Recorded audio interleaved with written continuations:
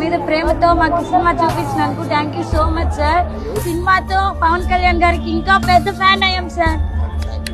Pawan Kalyan cinema చూసినందుకు మాకు చాలా ఆనందంగా ఉంది. ఆ సినిమా చూసినందుకు మాకు ఎంతో బలం వచ్చి ఆ సినిమాకి జోహార్ పలుకుతున్నాం సార్.